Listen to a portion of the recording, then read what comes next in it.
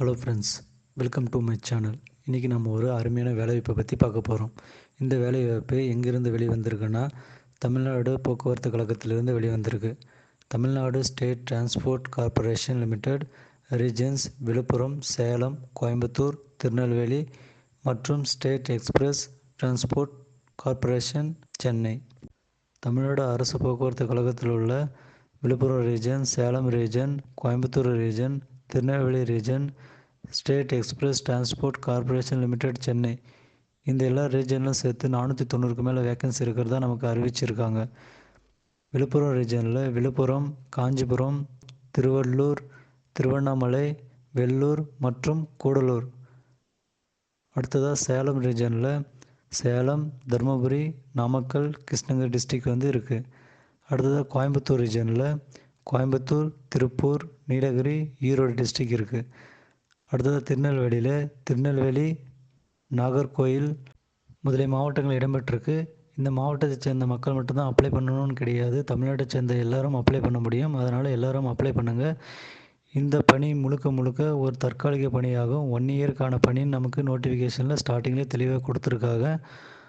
அடுத்ததாக இந்த வேலைவாய்ப்புக்கு யார் அப்ளை பண்ண முடியும்னா, கிராஜுவேட் டிப்ளமோ 2000, 2021, 2022, 2023, 2024 இந்த இயரில் பாஸ் ஆகி வெளியே வந்தவங்க மட்டும்தான் அப்ளை பண்ண முடியும்.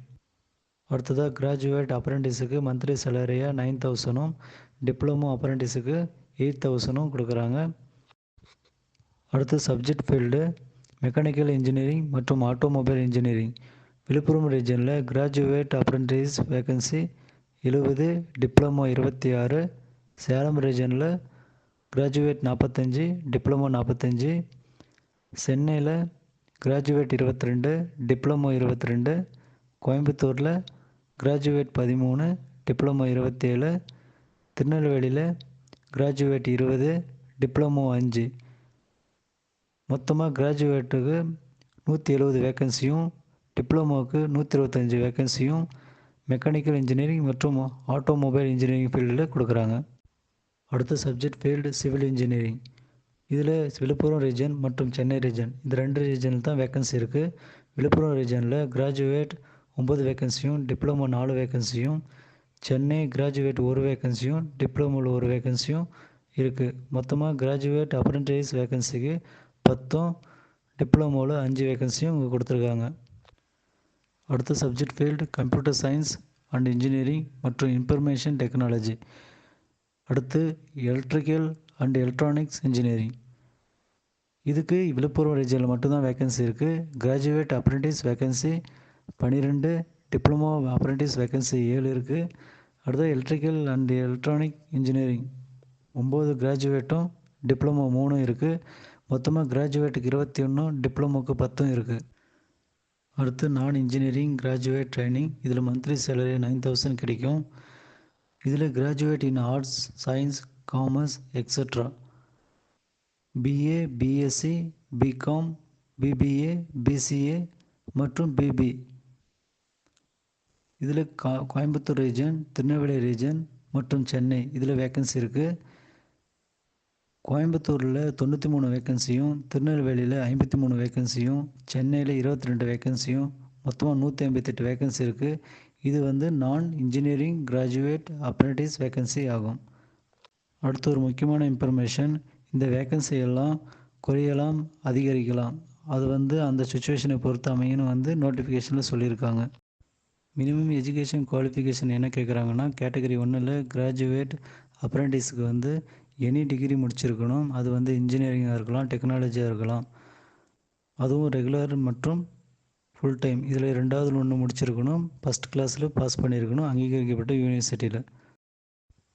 மினிமம் எஜுகேஷன் குவாலிஃபிகேஷனில் கேட்டகரி 2ல் டிப்ளமோ அப்ரெண்டிஸுக்கு any diploma in engineering or டெக்னாலஜியில் முடிச்சிருக்கணும், ரெகுலர் ஆர் ஃபுல் டைமில் முடிச்சிருக்கணும்.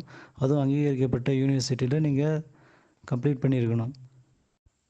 மினிமம் எஜுகேஷன் குவாலிஃபிகேஷனில் கேட்டகரி 3ல் நான் இன்ஜினியரிங் கிராஜுவேட் அப்ரெண்டிஸுக்கு any degree in arts, science, commerce, humanity, BA, BSc, BCom, BBA, BBM, PCA.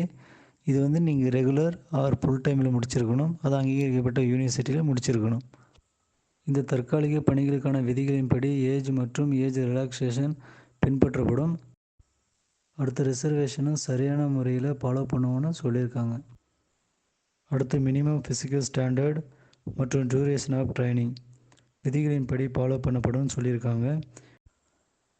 அடுத்து ப்ரீவியஸ் ட்ரைனிங் மற்றும் எக்ஸ்பீரியன்ஸ் ஆக்ட் 1973 படி ஏற்கனவே இந்த ட்ரைனிங் முடிச்சிருந்தாலோ அல்லது பணியில் இருந்தாலோ இந்த பணிக்கு அப்ளை பண்ண தகுதியற்றவங்கன்னு நமக்கு எக்ஸ்பிளைன் பண்ணியிருக்காங்க. அதனால் ஏற்கனவே ட்ரைனிங் இருக்கவங்களும் அல்லது முடித்தவங்களும் இந்த பணிக்கு அப்ளை பண்ண வேணாம்.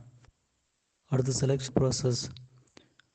உங்கள் மார்க் பேஸ் பண்ணி தான் செலெக்ஷன் இருக்கும். யார் செலக்ட் ஆகுறீங்களோ அவங்களுக்கு அவங்களுடைய மெயில் ஐடிக்கு இன்ஃபர்மேஷன் வரும்.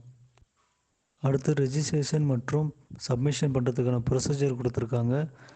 ஒவ்வொரு ரீஜனுக்கும் தனித்தனி கோடு இருக்குது. நீங்கள் எந்த ரீஜனுக்கு அப்ளை பண்ண விரும்புகிறீங்களோ அந்த ரீஜனுக்கான கோடை சரியாக கொடுக்கணும். அப்படி இல்லைன்னா நீங்கள் எந்த ரீஜனுக்கு விரும்புகிறீங்களோ அந்த ரீஜன் கிடைக்காது.